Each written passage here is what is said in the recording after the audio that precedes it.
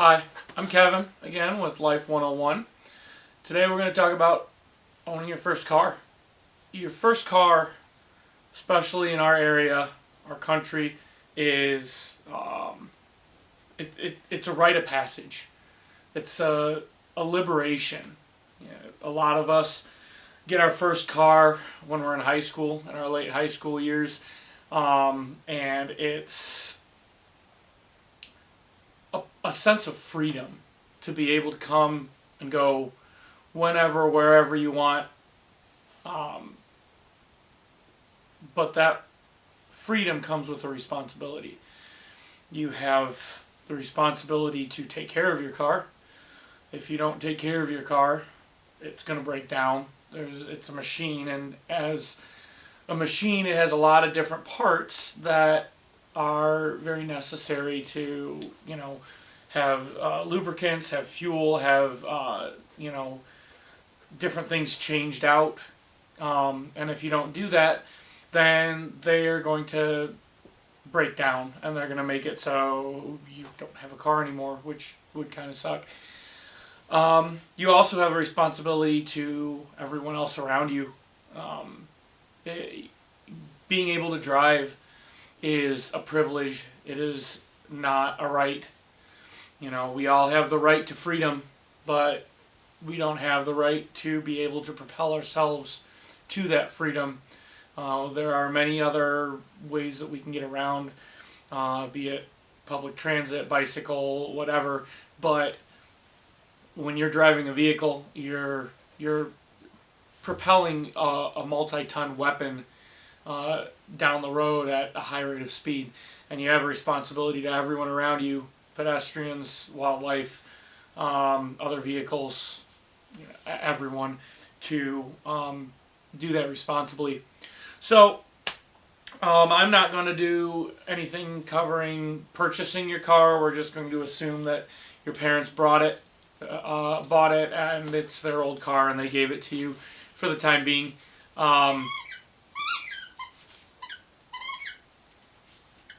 My puppy, I apologize. We're just going to cover once you have that car. What are your responsibilities to do? What do you need to pay attention to, and so on and so forth. Number one, we'll cover the mechanical aspects and the physical things that you need to worry about. The first thing you need to do when you get a new car, whether it is a brand new car or whether it's just new to you, first thing you need to do, look up the owner's manual. A lot of times it'll come with one, but even if it doesn't come with the physical manual, you have lots of different options as far as finding one. You can go on eBay if it's a used car, and you can find someone that's selling the owner's manual. There's plenty of vehicles that have been wrecked, and there's an owner's manual that doesn't have a car to go with it. You can go these days online to the website, the official website of the make of your vehicle. So if you just got a 5-year-old Malibu and it doesn't have a manual with it, you can probably go to Chevy.com or whatever their Chevy's website is, and they might have a PDF of the manual that you can actually download. So you can find that manual very easily, but look in your owner's manual. It is specific to your car. Now there might be several option packages, several trim packages that it may cover in the same manual, and obviously you only have one of those trim packages, so it might have the limited, the platinum, and the touring trim packages with several different features throughout those different trims, and you might have some of those features or not have some, but for the most part it's going to be specific to your model. So if you have a Malibu, it'll only be about Malibus. You're not going to have one that's going to be about Corvette, stuff in there that's going to be about a Corvette.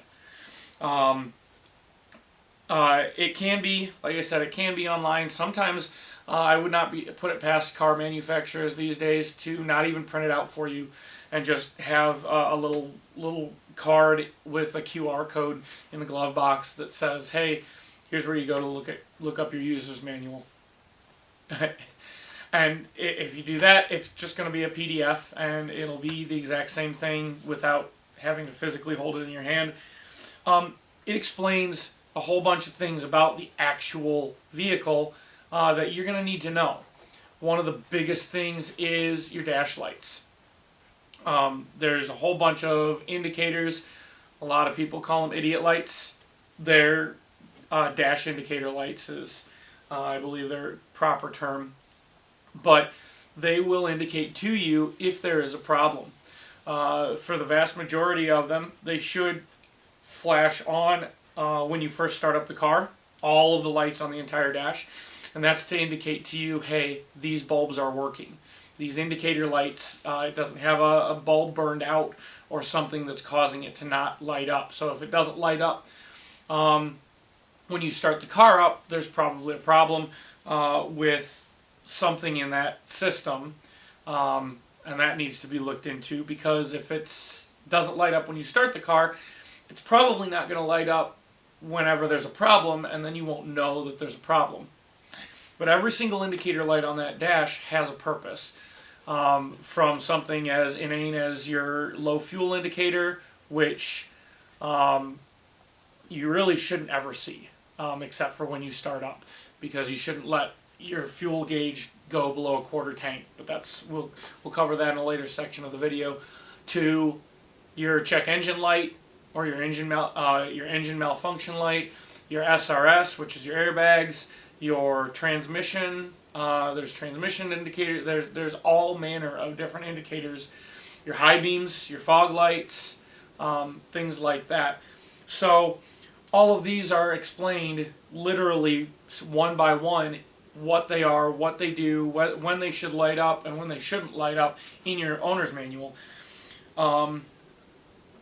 Any features of your vehicle, whether you have a remote start, whether you have a theft deterrent, whether you have power, manual windows, radio, high beams, wiper blades, automatic wiper blades, park assist.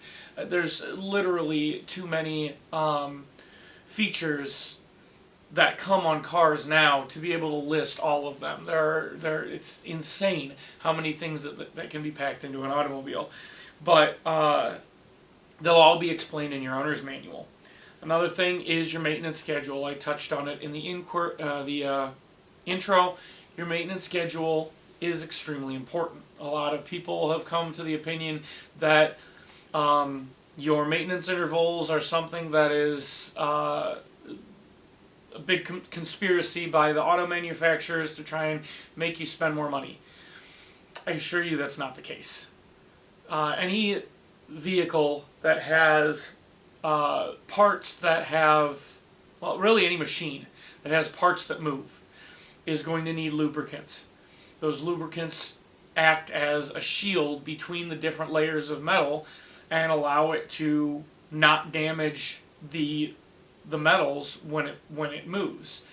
So any kind of the fluid in your vehicle, with the sole exception, I think, of washer fluid, might be the only one in the car that's not actually a lubricant.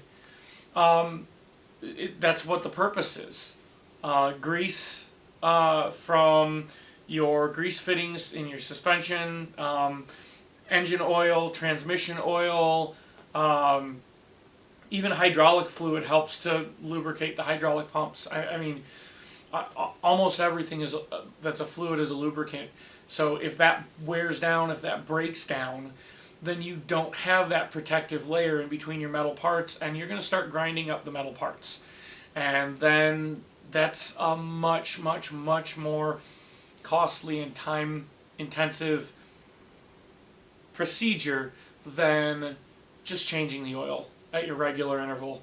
Yes, it's getting more and more expensive as the days go on, or as the years go on, but it's a lot less expensive to get a $60 oil change every 3 months than it is to get a $5,000 engine every 5 years. And if you don't do your oil changes at all, you're going to be getting that $5,000 engine a lot sooner than 5 years, because you're just going to destroy your engine. But looking in there, it tells you how often you need a transmission change or transmission fluid change. Your coolant should be changed usually every other year. A lot of people don't realize that.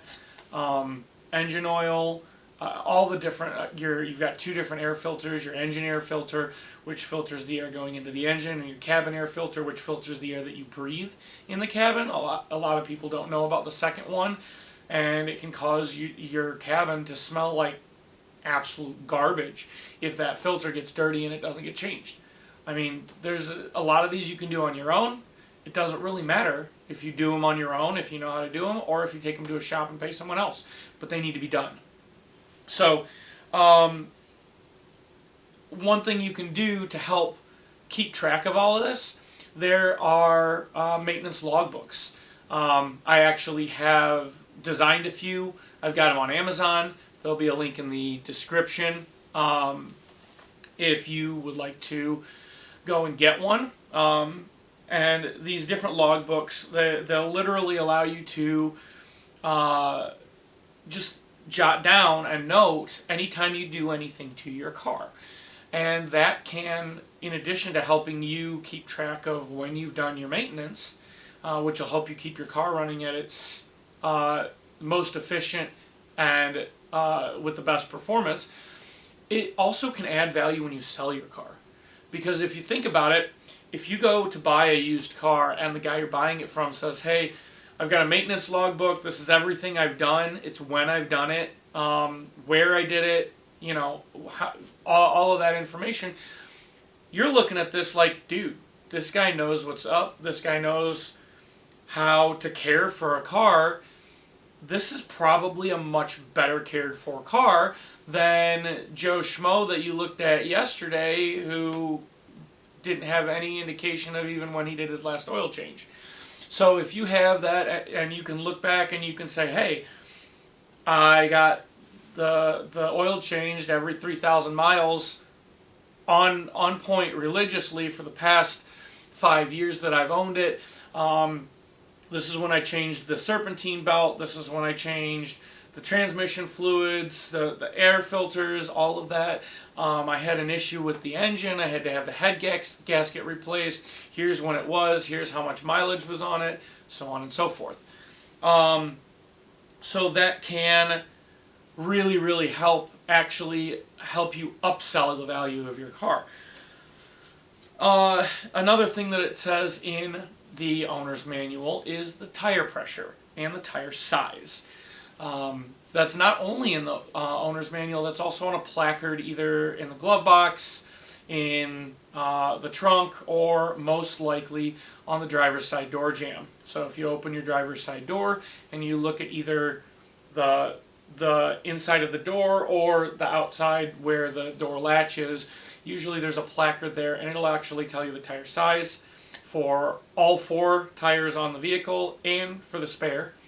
And it'll also tell you the tire pressures for all of those. Because believe it or not, there are vehicles that have different size tires in the front and the rear. And there are actually vehicles who have a specific tire that has to go on each corner.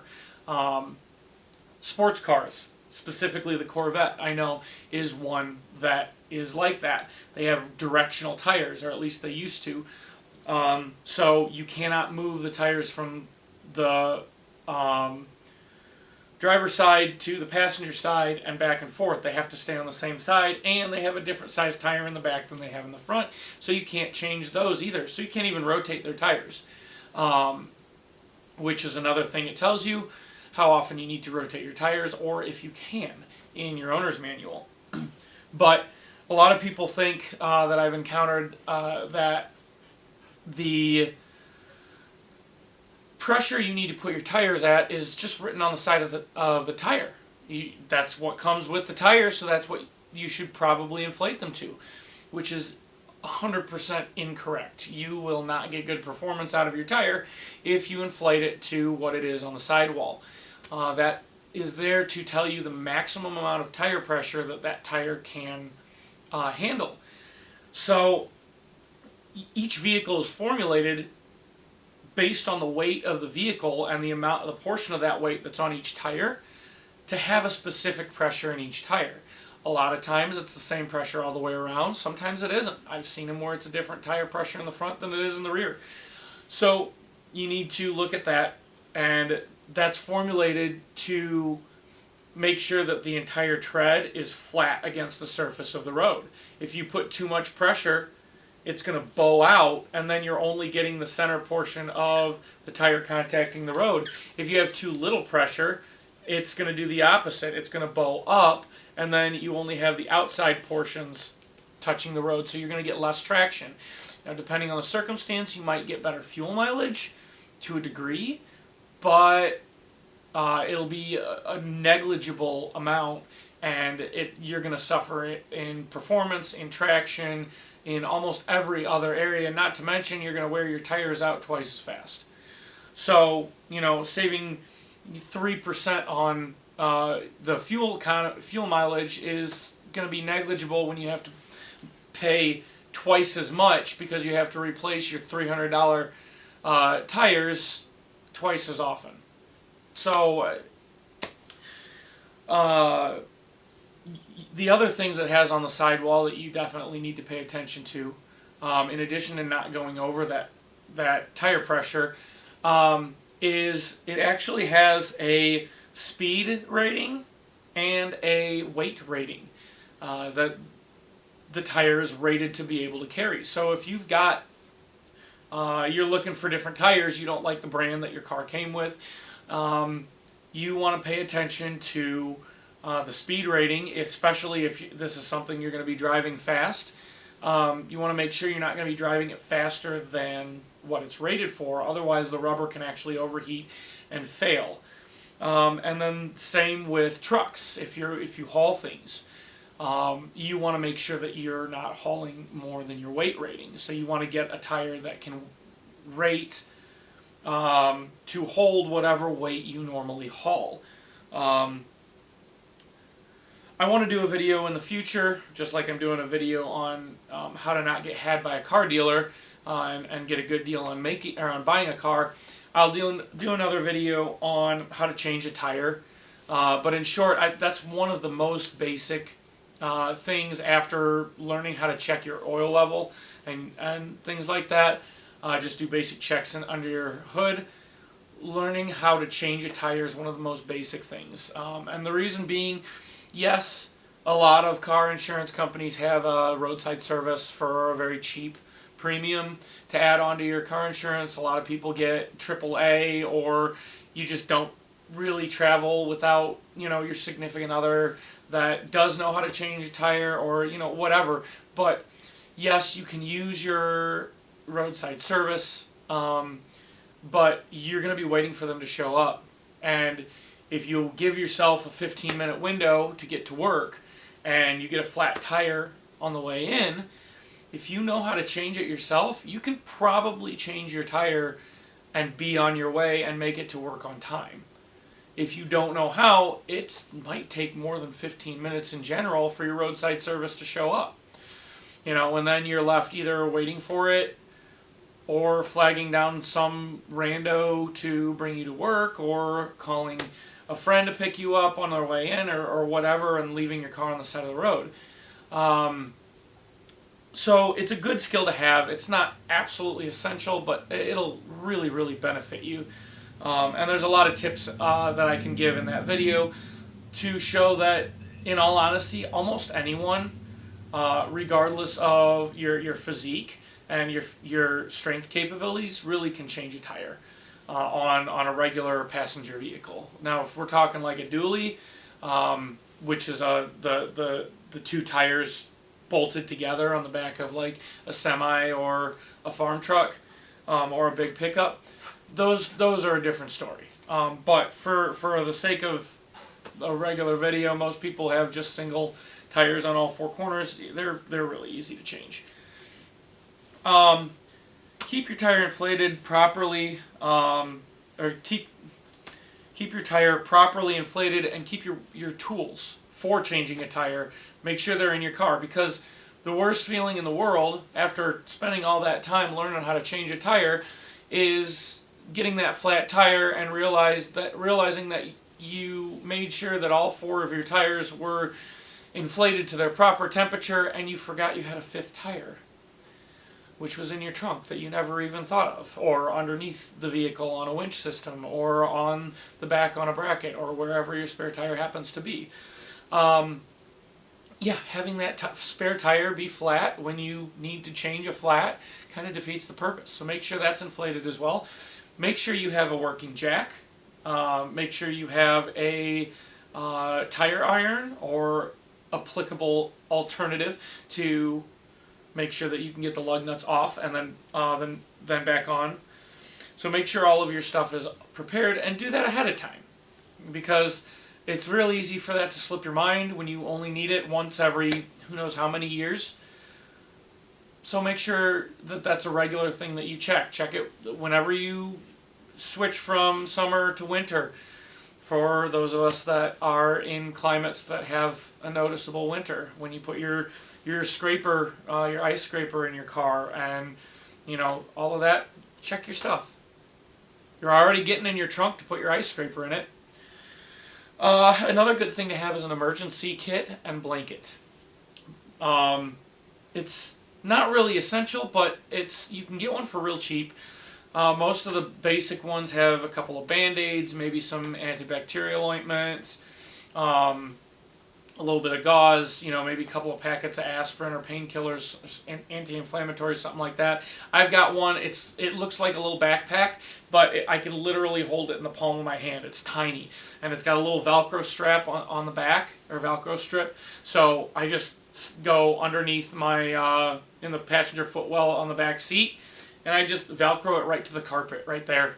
So I almost never even look at it. Now you're going to want to check it every once in a while, make sure that your medications in there haven't expired. But it's really just a nice thing to have. That way when you bang up your knuckles trying to get your over-tightened lug nuts off when you're doing your spare tire change, you got some Band-Aids to put on it. Another good thing is emergency blanket, which something to put on the ground so you don't have to sit directly on the ground when you're doing your tire change. And if something happens and you run out of fuel, or you end up getting stuck in a snowdrift, or whatever, you've got something to wrap up in so that you don't have to actually keep your car running and waste your gas. Because depending on the circumstance, you might not know when you're going to be rescued, depending on how bad of a snowstorm it was.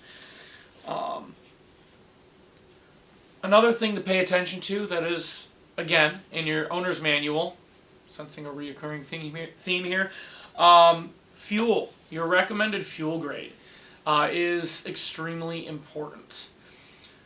In America, we have, for most places, we have 87, 91, and 93 octane. Octane is not a rating of quality. You get a higher number, you don't get a higher quality of gas.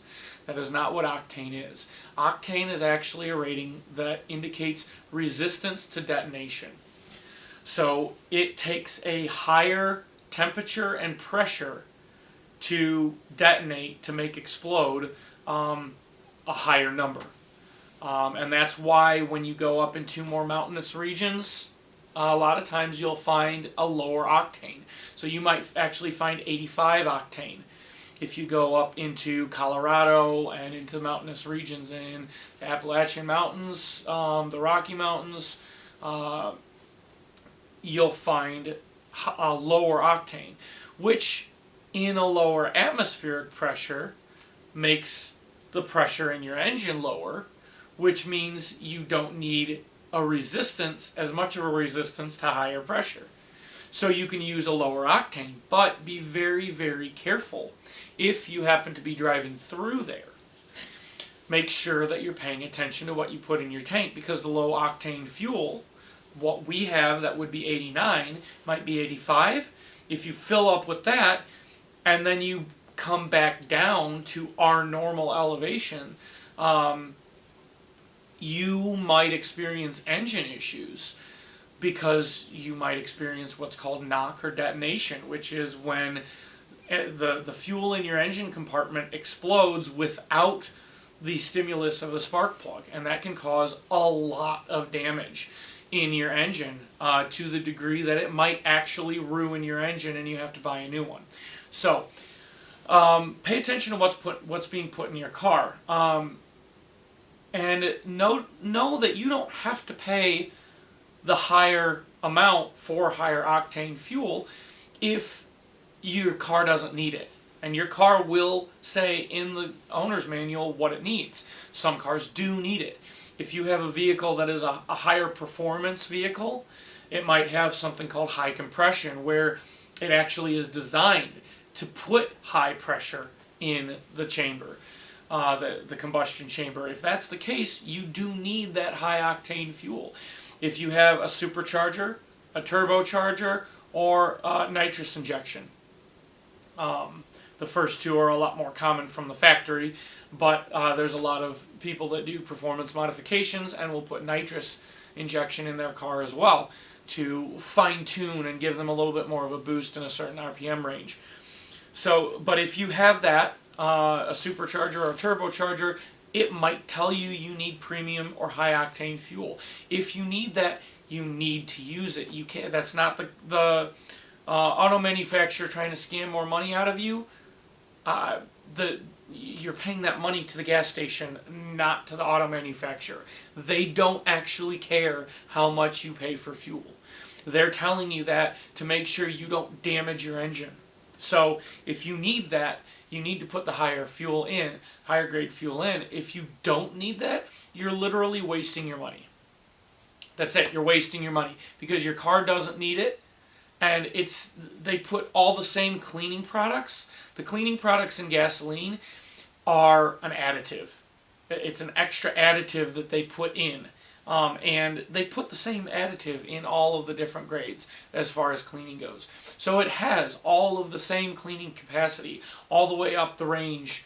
So you're not getting a higher quality fuel. You're only getting that resistance to detonation. Another one. E85. Some people don't know what E85 is. I think most people know that it's ethanol or it's a corn-based fuel or it's something like that. What it is it is a fuel grade. In our normal pump gasoline, they mix up to 15% ethanol in with the fuel to help with running cleaner and being a little bit more environmentally safe. All vehicles are formulated to be able to handle that percentage of ethanol. So, on the other hand, E85 is the opposite. That means 85% of your fuel is ethanol. Now, ethanol is a corn-based alcohol, which can be burned as fuel. However, a couple of things to note about it are, for one, it is a corrosive agent. Ethanol is much, much more corrosive than gasoline, and it will eat through the seals that are put in a normal gasoline engine. So that's why they limit the amount of ethanol that can be put in regular gasoline, and that's why certain vehicles are specifically designed to be able to run E85. Now, if you can run E85, you can run regular gas. You're allowed to do that. It's able to run both. But you have the capability because it has these special components that are able to withstand the corrosiveness of the E85 fuel. Another thing to note about E85 is it has less inherent energy stored in the chemical compound. Which a lot of people might not think about this, but when you're actually burning fuel, there is energy stored in that compound of whatever type of fuel you're burning, and you're releasing that energy to power your vehicle. So if there's more energy in that particular molecule, that particular type of fuel, you will be able to get more energy out of it. E85 has a reduction of about 17 to 25% of the amount of energy that's actually stored in that chemical. So consequently, you're only going to get 75 to 83% of the power out of that chemical compound, which is going to cause a reduction in your fuel efficiency as well, and the amount of power you're able to produce, your horsepower. So if you normally can get 100 horsepower out of your car because it's a go-kart, I don't know, and now you're only going to be able to get 75 to 83 horsepower out of it. If you were getting 100 miles to the gallon because it's a super efficient secret car that the government won't allow us to get yet, I don't know, now you're only going to get 75 to 83 miles to the gallon instead of the 100. Okay? Obviously, those were just easy numbers that I was throwing out. I don't know of any cars that get 100 miles to the gallon, although I'm sure you can scour YouTube and find plenty of people that can claim that they do. But I'm mentioning that because of the cost. A lot of times you'll go to past gas stations that'll say you can get regular 89 grade fuel for $4 a gallon, and you can get the E85 for $3.60 a gallon. You save 40 cents. Well, okay, you're saving 10% of the cost of the fuel, but you're losing 17 to 25% in your efficiency. So if you look at that objectively, you're actually paying more for your fuel by going to E85. Now, if that's what you want, and you want to do it for, you're willing to pay more for environmental reasons, more power to you. That is your choice as a consumer, and honestly, no judgment for your choice. But if you're doing it for efficiency, remember you need to have a significant drop in price. So if they're saying $4 a gallon for regular fuel and $2.50 a gallon for E85, top it off. Fill it up. Okay? They do recommend, if you're switching from regular gas to E85 or vice versa, they recommend that you wait until you're down to about a quarter tank, just so that you have a more abrupt switchover. Honestly, I didn't do any research into whether or not that's a good idea, unnecessary. With my training in mechanics, I actually graduated from a tech school for mechanics. I can't think of any reason why, since there's a little bit of regular gas in E85 and there's a little bit of ethanol in regular gas. I can't see why it would be any more detrimental, other than if you're just tracking your fuel economy. Actually, scratch that. It probably has to do with your fuel mapping, and it helps your vehicle to adapt and decide how much fuel to put in. That's probably it. But it's not going to be a huge detriment. As far as your mechanical aspects, that's most of it. But at the same time, most of the people, I imagine, that get a brand new, or that have just purchased their first car, also are probably new drivers. And being a new driver, there's a lot of things to pay attention to on the road. First of all, realizing driving is a privilege, it is not a right. And you need to earn that privilege, and that's is made very clear by having to get a license, having to get documented that you have learned and demonstrated that you know how to safely operate this vehicle. You need to, after you get that license, continue to operate it responsibly. Okay? Pay attention to what you're doing. Don't be fiddling with the radio. Don't be texting. Don't be trying to juggle a Big Mac and a cell phone while you're trying to navigate through rush hour traffic. I mean, don't be putting on your makeup on your way to work because you left a little bit later than you intended.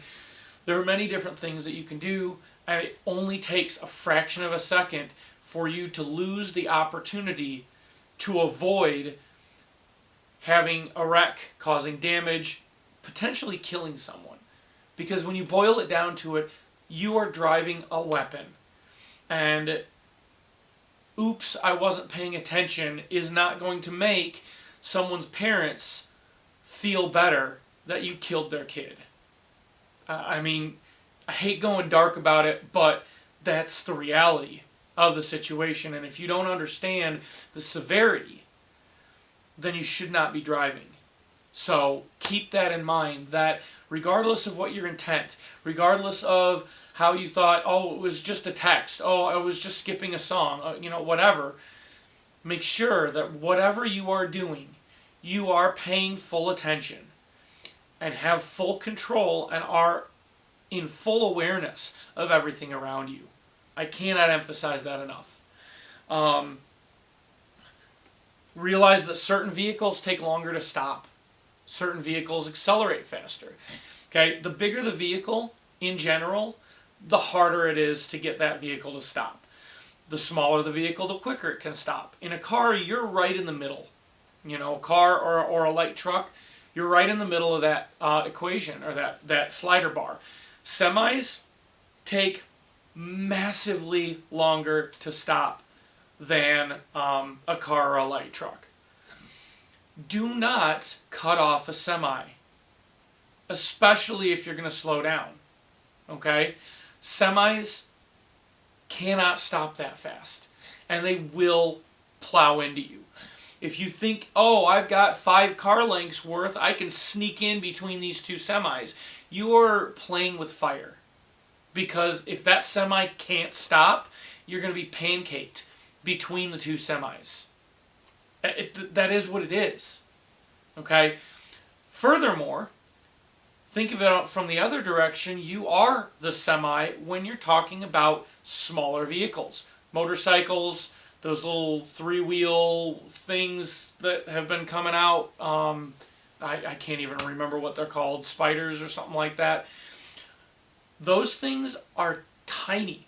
They weigh less than 1,000 pounds, which is a third to a quarter of what your vehicle weighs, for the most part.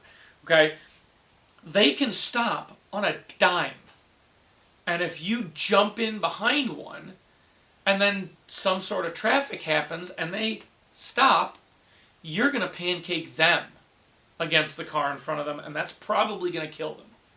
So be aware of the size of the vehicles around you and how long it takes them to stop, because it could mean as much as your or someone else's life.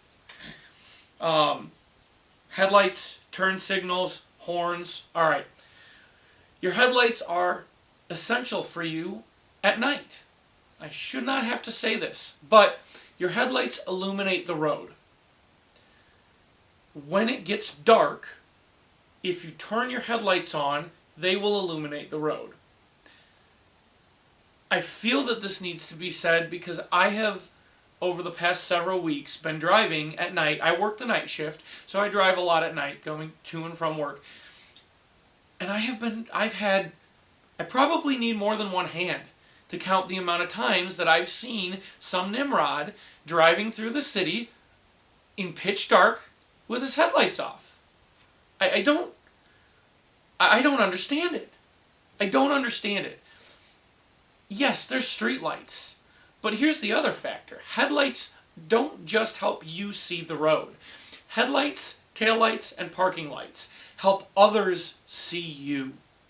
So if you're driving down the road, you drive in a black car, just for the sake of the argument, you're driving a black car, you got smoked out light covers because it's really cool, you've got all the chrome badges removed, so you're just a glossy black blur.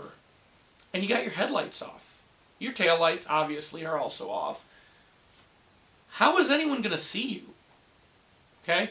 Now, yes, if you have a different colored car, a lighter one, a white, a silver, whatever, yes, it's lighter, and it's going to help reflect the lights around better, but still, your lights are there also for others to see you. And that is not just at night. I was coming home from work the other day, and it was an extremely, extremely foggy morning. For those of you that work with me, you probably remember it. It was a very foggy morning, probably one of the worst we've had in a while. And I get on the road, and there is a silver grayish car that does not have its lights on, that literally appears out of the mist in front of me. If it had its lights on, I would have had a much higher chance of seeing it a lot sooner and being able to take more cautionary action. But he appeared 200-300 feet in front of me, like a ghost out of the mist. Okay? I couldn't see him at all. Okay? I didn't hit him. I didn't have any, I was driving responsibly in the fog, but that's someone that really does not understand the effect of headlights and taillights. Okay? So make sure that you have your lights on. I don't have any automatic lights in my Jeep. Mine are completely manual. And I use two hands to turn my car on. I turn my key with my right hand, and at the same time I twist the stalk on the left to turn my headlights on. Every time. It's a habit. I don't care if it's the sunniest day in the world or pitch black of night. Rain, sleet, fog, snow, I have my lights on. Your signals are really an ingenious invention.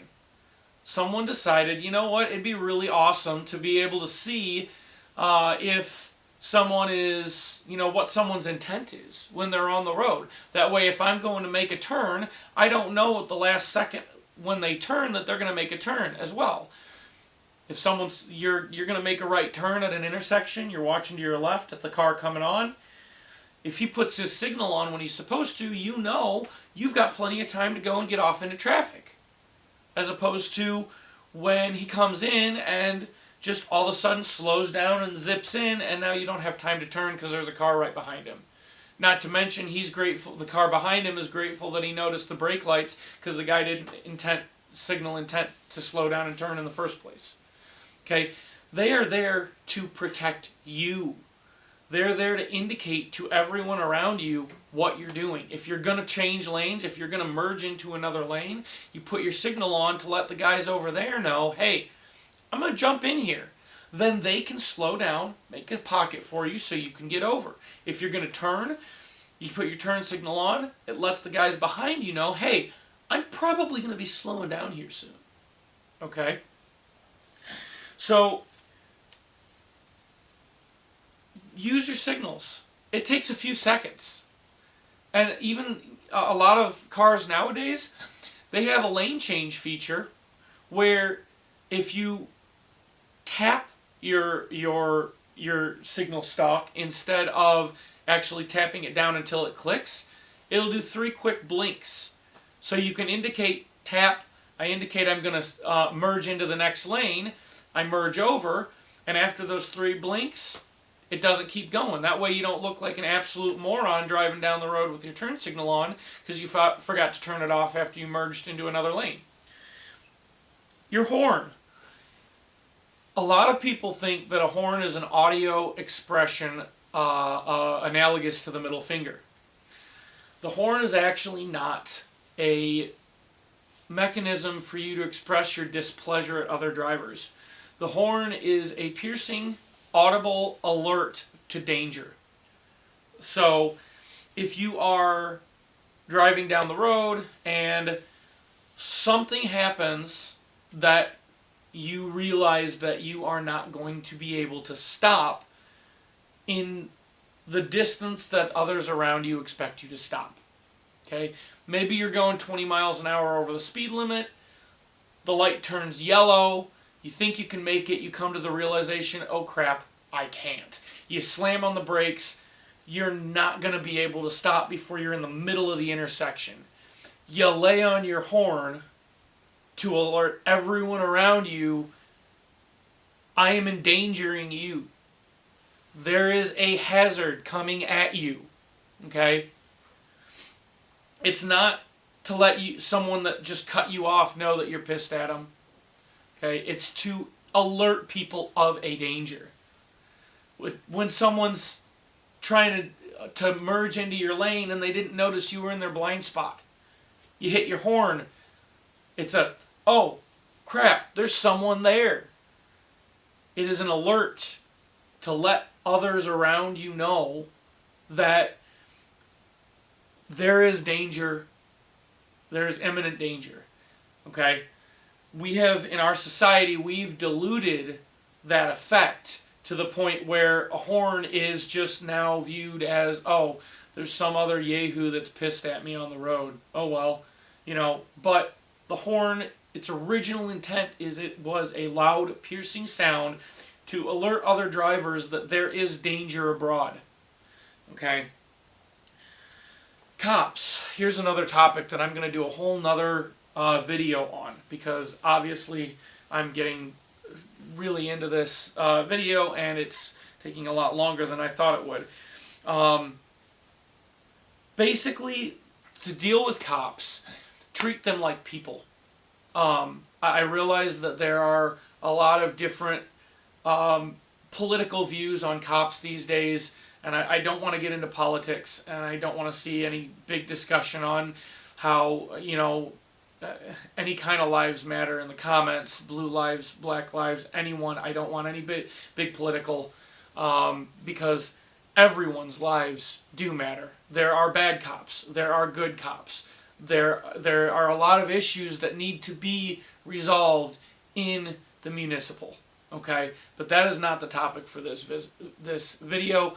I just want to talk about, if you're pulled over on the side of the road, what can you do to be the best off at the end of that interaction. And the most universal and most effective, without knowing any details of the circumstance, the most general policy is the golden rule. For lack of a better term, treat others as you would have them treat you. Treat the police officer not like he's some big menacing authority figure coming up to tell you what you've done wrong. Treat the officer as if he is a person that needs a job to make money, and this is the job, this is the profession he's taken, and all he wants to do is get home to his family safely at night, or in the morning if he works a night shift, whichever. If you treat him like that from the get-go, he's a lot more likely to treat you like you're just someone who was in a little bit of a rush to get to work and happened to exceed the speed limit a little bit. He's more likely to treat you like someone who just made a mistake and not someone who is a habitual offender of the speed limit. Okay? Not someone who thinks that the laws apply to someone else but not them. So, in general, treat them like just a regular person that's trying to do their job, not someone that's trying to victimize you, and you'll be a lot more likely to come out of that with a warning or the minimum amount of hassle, as opposed to if you start saying things like, don't you have someone else better to pull over? I was only going 15 over. That's not a good way. Make sure that your paperwork is easy to find. The glove box in your car is a really good place to have your paperwork for the police and your owner's manual. That's it. You don't need to cram all of your gas receipts. You don't need to cram all of your tickets. You don't need to cram your make it a trash can. Keep that restricted so it's only that, and then you can be, hey, can I have your license and registration? Absolutely, it's in my glove box. Let me slowly go and grab that for you. And then seconds later, it's in the cop's hands. Okay? Make sure it's easy. Keep your car clean, inside and out. Um, the cleaner your car is, the better you're going to feel about yourself. Because nobody wants someone to come up and be like, ugh, you know, wow, that person lives like a pig, lives in a pigsty. I actually lived out of my car for 4 months quite some time ago, and it was the height of embarrassment for me. It was unavoidable because I had everything that I owned stuffed into a Cavalier, a Chevy Cavalier. But at the same time, it is what it is. And I try now to keep, I take a lot of pride in the Jeep that I have now, and I try and keep it as clean as I can on the inside because it's a point of pride. It also helps when I take the doors off and I don't have to clean it out. Also outside, not only for pride, but for the longevity of your vehicle. There are a lot of things that can get on the outside of a car that can degrade it. There are certain bugs that when they splat on the paint can actually corrode the clear coat and the paint on your car. If you live in an area like I do, which some people would call it the Salt Belt, from Maine down basically the northwest or the northeast quarter of the nation, from Maine all the way down through, I don't know, southern Indiana, Kentucky area, all the way clear out to Minnesota and the Dakotas. You're in an area where we have very, very, very rough winters. And consequently, they put a lot of salt on the ground to help keep the snow from compacting and freezing into ice. Well, that snow can get kicked up onto the undercarriage and can literally rot the frame out from under your vehicle. So it's a good idea to get pretty regular car washes in inclement weather like that. I know it sounds really, really counterintuitive that to go and get a car wash in the snow, but you can actually, a lot of the automatic car washes, the ones that you just drive through and they, you put your car in neutral with the brake off and, the steering, don't touch the steering wheel, those kinds of ones where it just drags you through with a little pulley system. They have unlimited car wash packages. So for $20 a month, you can literally just go through every day on your way to work, on your way from work, just go through the car wash. And you can get the one that has the undercarriage spray, and it keeps your car looking nice and clean. I'm not sponsored by any of these companies that do this, but I did have one for a while until the hours of the car wash didn't match up quite right with the hours that I worked. But it's a real good way to just keep constantly washing that gunk off of your car. Insurance is another huge, huge thing. In the past 5 years, I've had 2 car accidents, and both of them involved insurance issues.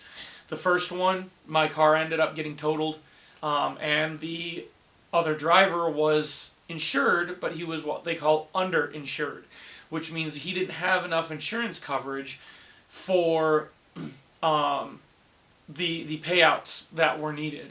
And that ended up going into a lawsuit, which took way more time than I would have liked to resolve. The second one involved an uninsured driver. Both of them, both accidents, I was rear-ended by another driver. In the second one, she had an insurance card, but she'd only paid the first month. And after that, her insurance was like, okay, well, you didn't pay this month, so you're no longer covered. So when we went to go and bill her insurance, she was not covered. So I had uninsurance. Now, she probably was in real bad shape because one of the things that you have to do, at least in Indiana, when you're in a collision, anything that was documented by the police, you have to send an SR-22 to the DMV in Indiana. Normally, your car insurance does that automatically. You let them know, hey, I was in a collision here, there, wherever. can you please send the SR22? Okay, sure, yeah, no problem. If you don't have that to prove that you had insurance at the time of the collision, your license is going to get suspended. Because that's the law. You have to have at least liability insurance. Now also, with insurance, for one, don't drive without insurance. If you are not making payments on your vehicle, you can probably get away with liability if you really want to. Now that'll only cover the other person's expenses. That's why it's called that basic liability. So if you hit someone, they're covered. You're basically saying, I want the cheapest I can get, and they say, okay, just cover the other guy. Deal with whatever you're gambling on yourself, but we want to make sure the other guy's covered.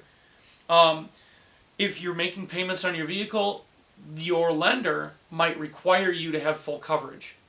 Okay, so know that. Also know what your coverage is, because you might have something that you might want something that you don't have. That was what my issue was with the second car accident. While the vehicle was in the shop, and it took a lot longer to resolve because of the whole uninsured issue, and it was the damage, while it wasn't really that much damage, it was in a really weird spot in the car, so it affected a lot of different things. We needed a rental.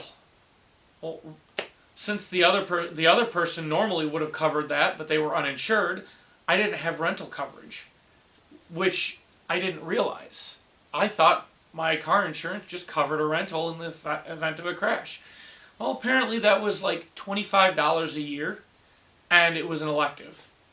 So naturally, the first thing I did was I said, well, please put that on, because while I was able to get the rate that the insurance company would have gotten, so I got a much better rate from Enterprise, which is where I rented, I still had to cover the whole thing myself. That was almost $1,000 right there. So if I had had the rental coverage, the insurance company would have covered 80% of it, which is much, much better. Also know that your insurance company, if you're in a car wreck, your insurance company might want to or be obligated to hire the attorney to come into court to defend you if your car wreck goes into litigation.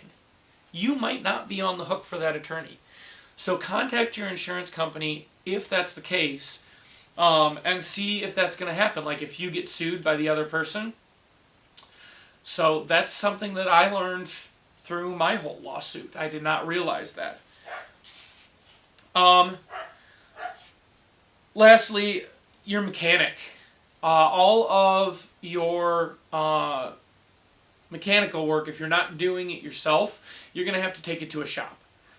So make sure that the best thing you can do is find a mechanic, and I'm not talking a shop, I'm talking an actual individual. Find a mechanic that you know and you trust to make sure that you get a good deal, and that he's going to do honest work.